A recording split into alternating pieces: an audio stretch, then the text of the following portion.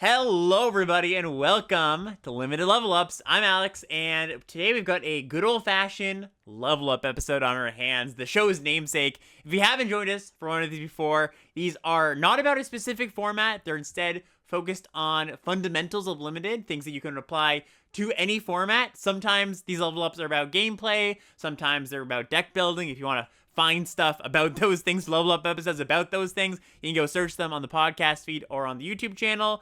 But today's episode is about draft navigation, and more specifically, focusing on two specifics of draft navigation: signals and pivoting. I've grouped these two ideas of signals and pivoting together for this episode, partially because they are related. When you're drafting, they do feed into each other, and they kind of play off each other.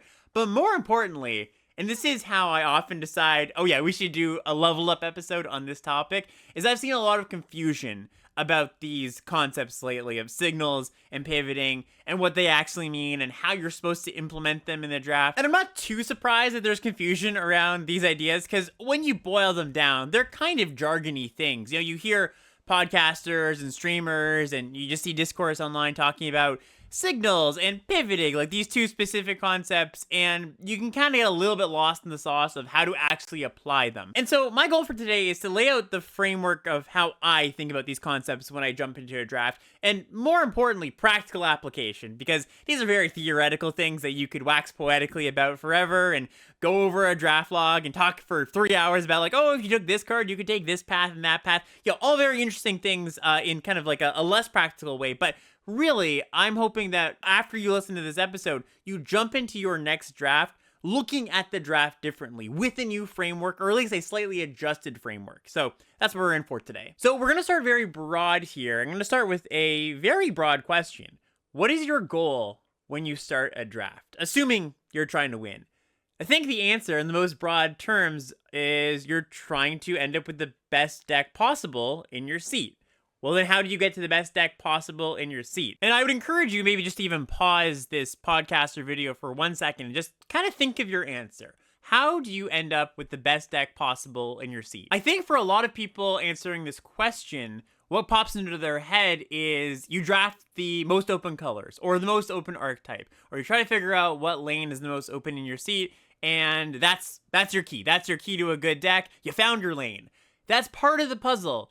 But I think people over-index that, especially because when we're first taught how to draft, one of the stated goals is, okay, you're trying to read signals and you're trying to get into the most open color pair. But if you've drafted a little bit, you kind of know that's not the full truth, because what if the most open colors in your seat happen to be the worst colors or the worst color pair in the format? For example, if you're drafting Modern Horizons 3 and Black-White happens to be the most open deck in your seat, and you just get all the obstinate gargoyles and Ondu Not Masters in the world, is that going to be the best deck in your seat? There's a chance that it could be, but identifying that those two colors are open isn't necessarily going to get you the best deck in your seat, because you have to account for knowledge of the set and what the stronger and weaker archetypes are. So we know just from that, it's not as easy as find the most open colors or the most open archetype. That's your key to drafting the best deck in your seat. There's something more to it. Here's another example that comes up, I think, fairly often, that illustrates that finding the two most open colors isn't necessarily going to lead you to the best deck.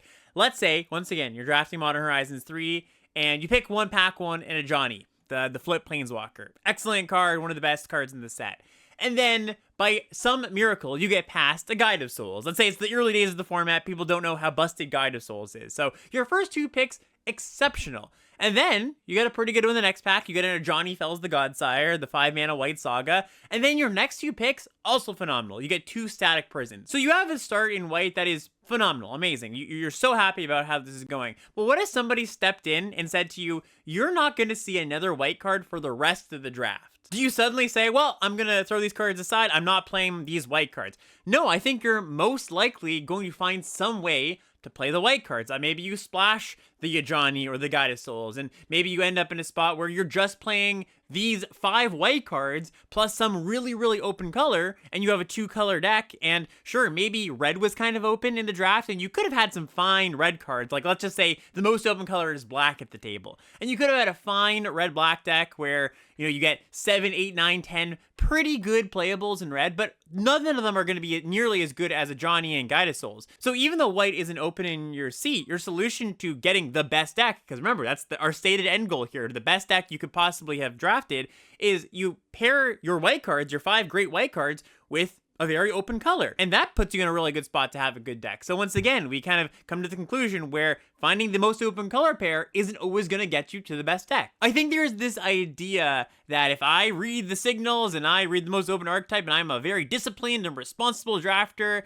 then I will end up with that great deck. But that's not the case. Your early picks matter a lot because those are often going to be the most powerful cards you see throughout the draft. So where reading the open signals might give you that sense of, okay, I'll see good cards later. And trust me, I draft like this too. I think that is a big part of drafting, making sure you can predict what you might see later based on what you're seeing early. But you can't deny the power of your early picks, especially when your early picks are very, very strong. And I don't think I have to cover the other side of the coin where you do put the blinders on right away. You first pick a Writhing Chrysalis, and your green-red just isn't open at all. Green's not open. It's incredibly hard to splash, and your deck is just a train wreck because every single pack you didn't see a good card that would go with your Writhing Chrysalis. So you just ended up with this like crappy green-red deck with a bunch of Thriving Skyclaws and Sarpadian Simulacrums, and you have this one Writhing Chrysalis. Obviously, we know that's not a good deck either. And so, as often is the case in Magic, the answer lies somewhere in between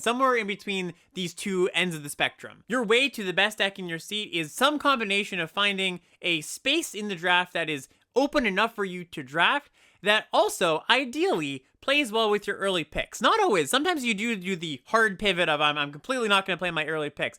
But I would say in 80% plus of my drafts, I'm trying to find some sort of happy middle ground between the cards I've taken early and the cards that are getting passed to me. So instead of the goal being trying to figure out the exact 2 colors that you're quote unquote supposed to be, the way I think about it a little bit more is as the draft goes on, you're trying to understand the roughly the space you're allowed to draft in. And this space could be exactly 2 colors. It could be the case where the other 3 colors are being super heavily drafted and you just can't conceive of drafting anything but those 2 colors.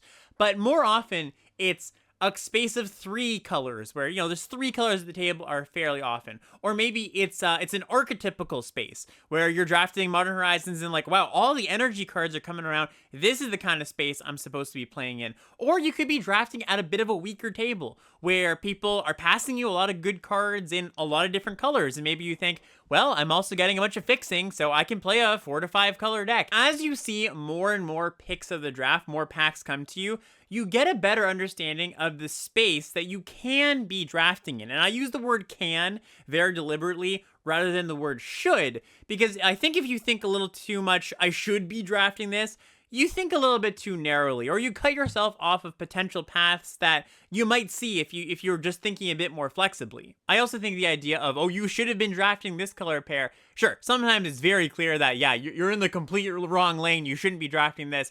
But there are a lot of reasonable paths through a draft that, again, can be just in some space, some available space to you that you're trying to uncover. And so sometimes when I'm streaming, we'll get to the end of pack 3 as we're drafting our deck and say we're, a green-black deck or something. And somebody in chat will say like, oh, I think we should have been green-white because there's a lot of good white cards at the end of pack 3.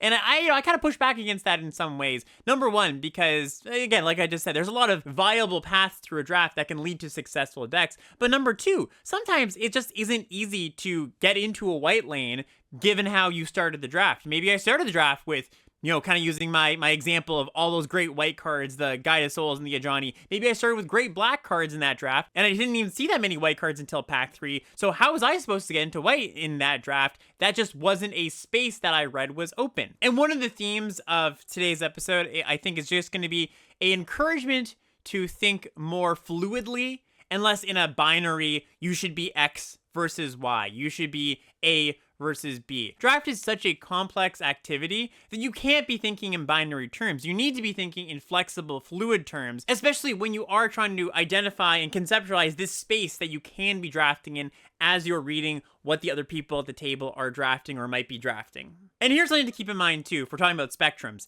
The best deck that you are going to ever draft in your entire drafting career is most likely going to be the product of starting with a really, really good card, and you're going to keep taking cards that go with that really, really good card, whether they be of the same color or they just happen to play strategically well with that card, and your lane ends up being very open. You're just like, well, take Writhing Chrysalis as an example. You first pick that Writhing Chrysalis, and Eldrazi is just wide open. You get 3 more Chrysalises. Wow, your deck is busted. You can't always have that happen. And the worst drafts you ever are going to encounter are the ones where you first pick if we're going to use an extreme example, first pick a bad card and keep on drafting with that bad card in mind in a space that is not open. Right, so we're trying to find this middle ground. Again, going back to middle grounds, we're trying to find this middle ground in most drafts where you don't train wreck because you take a bad card and start drafting the not open colors, or you don't have to think about this that much if you're just starting with a great card and your lane is open. In most drafts, what you're trying to solve for is some sort of marriage of those early picks with what ends up being the possibility space that you can draft in. And I think that's kind of my answer as we transition to our next section here. That's my answer to the question, how do you end up with the best deck in the table? It's nuanced, it's complex, it's not an easy, well, just do this stupid and you're going to end up with a good deck. But that's what makes drafting cool. And that's going to segue us really nicely into talking about our first concept here, which is signals. Because to understand what possibility space you can be playing in, you can be drafting in, is to understand and kind of deduce what the other people at the table are drafting, what cards you're consistently seeing a little bit later than you might expect to, what density of colors is coming to you as the draft goes on. I mentioned at the beginning of this episode that there are some questions that I get asked sometimes that make me think that people are thinking about signals and reading the table a little bit differently than I might. And one of the main questions I get asked that make me think that, they make me just think, okay, well, if I'm trying to answer this question, I need to take 5 steps back first, is the question, is X card a signal? Is this card a signal? And the reason that kind of gives me some pause is I kind of reverse engineer where this person is coming from. And I think, well, if they're thinking, is this card a signal? What do they mean by that? Do they mean, is it just a strong card? I think they would have just asked that if that were the case. I think more likely what they mean is this card I'm seeing a sign to pivot to something else if I see it a little bit later? And without information of what their draft was like, what cards they have in their pile, the cards that they've seen every single pack, you can't really answer that question. So I think it's just a bit of a misguided question. And I think if you're thinking in terms of what cards in the set are signals if I see them late, I think you're not going to come to the correct conclusions of what you should do based on that information. Like, even if I told you, hey, you see that card 8th pick, that's later than you should see that card, and that is somewhat of a data point towards that color or color pair being open. All seeing that late card says to me is, okay, let's just say it's a blue card. Blue might be part of that possibility space that you're allowed to work within in this draft. But let's just say you started with a bunch of great red and white cards. Maybe that awesome white start we talked about earlier, and you also have an Amped Raptor, a Galvanic Discharge, and in that pack with that great blue card, you see a pretty good white card. Like, it's not an amazing one, it's worse than the blue card, but you know what, hey, it's still pretty good. You should keep going down that path to play well with your early picks. So, well, it is good to know what cards are a step above the rest, kind of the premium cards, ones that if you do see late, that alerts you to the fact that, okay, like, this is something that the other people at the table aren't drafting. You do need to be thinking more fluidly and less binary of, oh, I see this card, I should pivot, and more, okay, well, I am going to take in this information, I'm going to weigh it against what I've seen in previous packs, I'm going to weigh it against what I have in my pile, and then I make a decision. And something that I've observed based on how people talk about signals is I think that people are more thinking about it as individual cards slapping you across the face and being like, that's a signal, that's what we're looking for. And that certainly happens, but in most drafts, it's not these individual cards slapping you across the face that let you know, hey, this color is open. Really, it's about taking in all the information you see from every single pack you see. It's about giving your brain as much information as it can about what you're seeing in the packs so you can paint the picture of that possibility space I've been talking about, and less so some very narrow deck that you think you're supposed to be drafting based on one or two cards that you saw that were pretty strong later than you think they should have been. It's a more holistic way of approaching reading signals, reading the table. That's what I would consider the end goal of being a good drafter. And sure, these guiding cards that do slap you across the face, those are going to be obvious when they come up, and they're going to be the cards that you say, okay, no, I've seen 5 excellent blue cards in a row, or like, maybe I've seen a bunch of sneaky snackers, pack after pack after pack. All right, this is slapping me in the face. Those drafts happen. But once again, I think in most drafts, you're not going to get that slap across the face. You need to be more perceptive. So I would really encourage, as you're drafting, especially if you feel like this more holistic data intake method of reading the table is not second nature to you at this point. Once you've taken your card, or figure out what card you want to take for your first few picks of the draft, and especially as you get into picks 4, 5, 6, take in the rest of the pack. Figure out what the best card in the pack is. Is it in your colors? If not, okay, that's good to know. That's a data point. Figure out how many good cards are there of each color. Maybe you get to pick 7 and wow, okay, there's still 3 good black cards here. Density of a color. That's a data point too. It's all these little data points that you can pick up that you should be on the lookout for to then inform you of that possibility space. So why don't we put that into practice here? I've got a Modern Horizons draft in front of me that I did the other day, and for those listening audio only, of course, I'll try my best to talk out what's going on in these packs. This might be a spot where you want to move over to the YouTube just to see what's going on here, but I think the point I'm trying to make here, you don't need to see all of the cards in the pack. This isn't really going to be like a draft log analysis of how the deck ended up or anything. I just want to talk through my thoughts of what I'm thinking as I see my pack 1, my picks 1 to 9 generally. So pick 1, pack 1. I take a Wither and Bloom. There's a Titan's Vanguard in the pack, the green-red uncommon. There's an Aether Revolt in the pack. You can take either one of those, definitely fine, but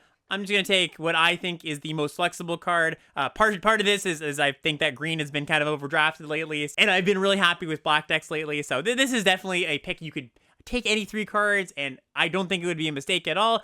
I went with the Wither and Bloom. Pick 2, I pick a Breathe Your Last in a pack with a Ral in the Implicit Maze and also a Basking Broodscale. And this is still really early in the draft. You really can't glean too much information about what's happening here. I would say pick 3, 4, 5. Once you get to that point, that's when the real intake of what's happening in this pack really starts to matter. Pick 3. I get another Goyf, the Tarmogoyf mythic thing, and there's 2 red cards in this pack that are really good. Ral in the Implicit Maze and Reckless Pyro Surfer. So I'm noting that. I'm happy to take the Goyf because it's a pretty solid card in my colors, but part of that possibility space is starting to form. It's nothing guaranteed because pick 3 is still early. Somebody could have just taken a Galvanic Discharge, but I've got red-black kind of at the back of my head here. Pick 4, I get a Refurbished Familiar. I take that over an Emrakul's Messenger, the 1 in a blue 2/1 flyer that makes a spawn whenever you draw your second card per turn. So just staying black, right? Just being flexible, but noting that Emrakul's Messenger and noting that there's nothing else in this pack that is really that interesting. Pick 5, I get an Ethereum Terramander, so that pushes me a little bit towards red-black. There's also a Ghostfire Slice in this pack. There's also an Area Auxiliary. There's a Scurrilous Sentry. And one of the things I'm thinking at this point, after seeing the last few picks, is, wow, there's no green cards at all. Pick 2 had a Basking Broodscale. Pick 3 had no mono green common, which with play boosters, that isn't guaranteed anything. It used to be the fact that, oh, that meant somebody for sure took a mono green common. But, you know, it just is a light data point. And then pick 4, there wasn't a good green common or green uncommon. Pick 5, same thing happening here. We've got a Temperamental Oozewag, but that's not a card that really pulls me into green. So this possibility space, it's starting to form for me. I'm thinking, okay, I saw that Messenger. I saw this Ghostfire Slice. I'm not seeing many green cards. Also not seeing that many good white cards. Area Auxiliary here, but one of the lesser open colors, I would say. Then I take an Ethereum Terramander, pick 6 again. There's also a Mindless Conscription in the pack, so that pushes me towards, okay, well, I should keep my options open to blue-black as well. There's a Basking Broodscale, which is a good green common, so that is worth noting that we have seen our first good green card in a long time. But I'm just happy taking black cards and figuring out what I'm going to pair with these black cards a little bit later. Yeah, the Terramanders, they push me towards black-red, but, you know, I might not end up playing them. There's definitely a possibility that doesn't happen. I get a Flare of Malice, pick 7, with a Unfathomable Truths still in the pack, the blue draw spell. Pick 8, I pick up an Inventor's Axe, because I kind of like Inventor's Axe in red-black. There's a Thraben Charm, but nothing that's really throwing me off my path just yet. Although, there is a blue-white card in the pack, the Riddlegate Gargoyle, which plays into what I was saying before of, I think some people would be like, ooh, Is that a signal? Is blue-white where I'm supposed to be? No, it's just, the blue and white are open, or blue-white specifically open, not necessarily both of them together, just exactly nobody's in blue-white. And how are you supposed to pivot out of this mono black lane you're in? You're not really, right? So maybe, it is true that blue-white would be the best deck if you started there. And I'm not saying that's the case for this draft. I'm just giving an example. But you also shouldn't pivot just for an above average card when you see it late, if you've already got a pile of above average black cards like we have here. So just to set some people's minds at ease, if that is something that you tend to think in your drafts. And then pick 9, I get a Demon Fury here on the wheel. I get the great blue removal spell that can cost 1 mana in your blue-black decks a lot of the time. So now my possibility space is updated to, I could be blue-black, not play these Terramanders. I could still be red-black and make best use of these Terramanders and Refurbished Familiars. I think that red and blue were open-ish in these packs. But an important thing here is I'm not making any judgment calls about like, oh, we should be this right now. I'm still just staying open. I've got that kind of data bank going in my head, and moving into pack 2, I'm definitely going to keep that possibility space in mind, meaning, especially, I'm not going to want to be green, because that lack of green had kept up through the rest of this pack. We really didn't see any green.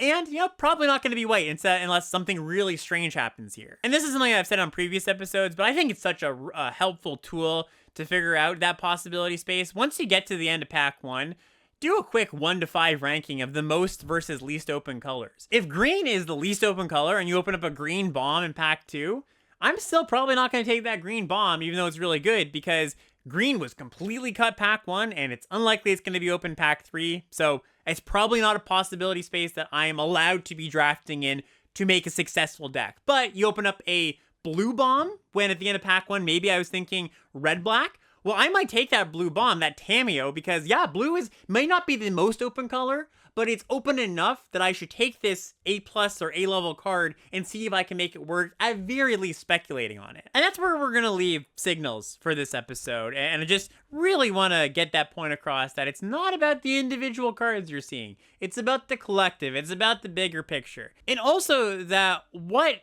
ends up being the open lane or the more open colors doesn't necessarily mean the thing that you have to be drafting. It's just good information to know that these are the colors available to you, and then you weigh that against what you have in your early picks, and you try to make something out of that. That is my approach, and that's the stamp I'm going to put on this section. Now let's move to some thoughts on the pivot. So once you kind of understand that possibility space, and you need to move into some direction that you didn't start, how do you do it? When do you do it? Why do you want to do it? Well, I'm going to start again with one of these questions that I kind of found hard to answer that I get a lot. And it's the question, how late is too late to pivot? And just like the last question I talked about, this implies something to me. The person asking the question in this way implies to me that they're thinking about pivoting as a very turn on a dime, binary, you're making this big jump from one deck to another. Maybe they're thinking one color, like they start in red-black and they pivot to red-white. That's certainly a possibility, but the point still stands that I don't think of pivoting as that much of a binary, as a yes or no, once you see this card, pack 2, pick 3, you're supposed to make the pivot. I'm trying to ease into transitioning to something else that I didn't start in, or at least melding the cards I'm seeing with the cards I started with, rather than a full 180 or something that's very abrupt. And if I am to kind of try to answer that question, a question I would ask them is, well, how flexible have you been?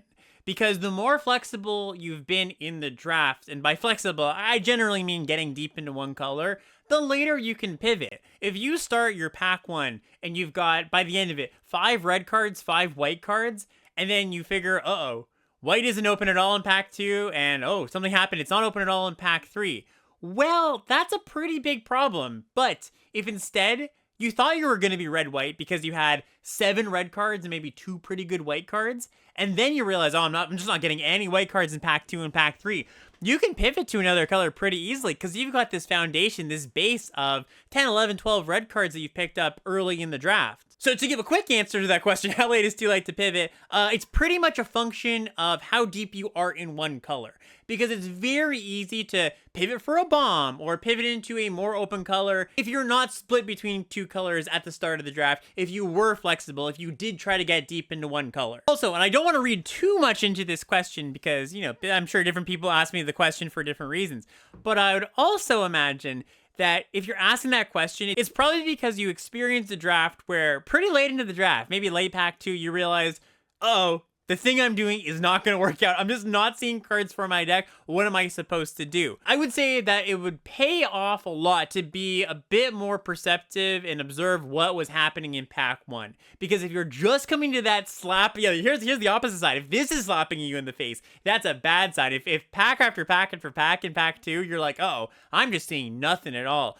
That probably means in pack 1, you maybe weren't doing as good of a job as you could have as taking in all of what's happening in the packs and figuring out what people are doing at the table. Because when I draft, when I'm trying to figure out, okay, like, do I need to move out of what I'm doing? Do I need to pivot slightly, maybe to a secondary color that I wasn't in? That's something that I get a sense of generally once the wheel comes around in pack 1, like pack 1, pick 9. Because, I've said a lot in the past about the wheel. It's one of the most important picks of your draft because it's the first time that you get the information of, oh, I know what was in this pack when I first saw it the first time, and I know what's left. So that gives me a pretty good idea what the other people at the table are doing. So if you are hanging on for dear life for your cards that you took early in pack 1, and you're struggling for playables as pack 2 comes around, I would guess that means that the skill you need to develop more is that better perception of what's happening in pack 1. And so if I'm thinking of pivoting less as that, there's that one pick where you go, okay, I need to pivot, or you finally get to the point where you're like, uh-oh, my deck's not working out, and I need to do something differently. That's not generally how I view pivoting. I view it a bit more like this. So you take what you think are the best cards in the pack early on, picks 1 to 3. But then when you start to uncover what that open lane, I've been kind of avoiding using the term open lane because I think it's a little bit narrow. But deducing what that possibility space is, once you have a better picture and you uncover some information about what that space is, the better that it overlaps or overlays over the early picks nicely, aka if where you've started in the draft is just that awesome green-red Chrysalis deck that, wow, Eldrazi super open, great. You don't have to consider a pivot, really, and that's obvious. That's not something revolutionary. I'm sure you all know that. But as you determine that possibility space, and it clashes or doesn't mesh either color-wise or strategically with your early picks. I've been talking about colors a lot at this time, but it could be you started with aggro cards and all the good control cards are coming to you. Then you have to pivot there as well. The more that you need to consider a harsh pivot, and the earlier you realize that you need to make that pivot, the smoother the transition will be, and of course the more flexible you were, the smoother that transition will be, and the greater likelihood that you're gonna come out the other side with a functional and good deck. And I'm not waiting for that pick to slap me in the face. This is a process that, just like we looked at when we talked about the signal reading, just figuring out, we went through the draft, this is something that I'm updating every single pick of the draft. And here's the key. If you take nothing away from this episode but this is what I think ties it all together.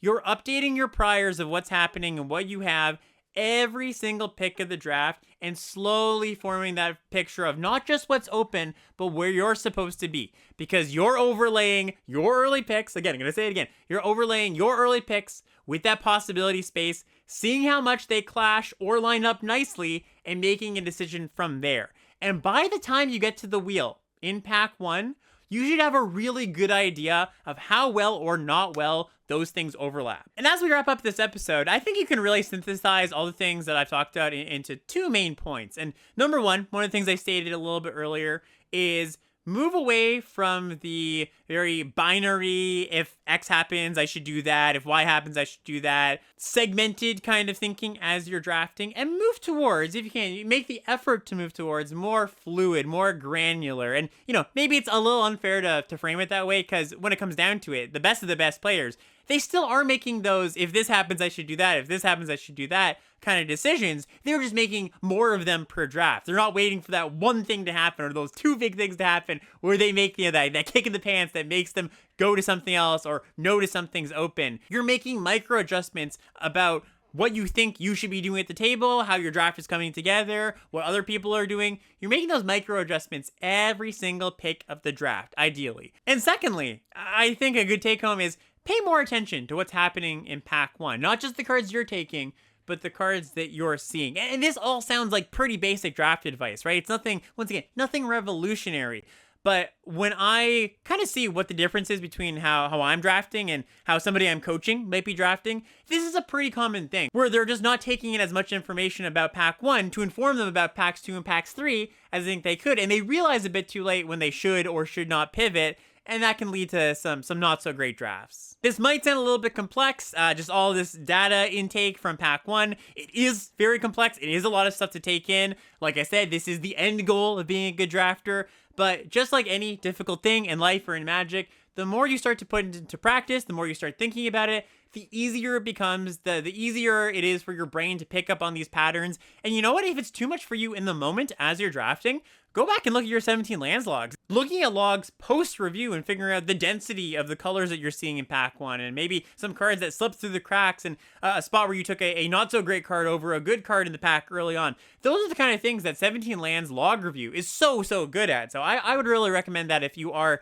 looking to put the effort and take the time to get better at this kind of stuff. Anyways, that's going to do it for this episode. Bloomburrow, coming really soon. We've got the set review coming next week, so stay tuned for that. It's going to be a good time. It's going to be coming out Monday and Tuesday. Commons and uncommons on the Monday, mythics and rare on the Tuesday. Of course, have some pre-release content coming your way too. Thank you for watching and listening. We'll see you next time.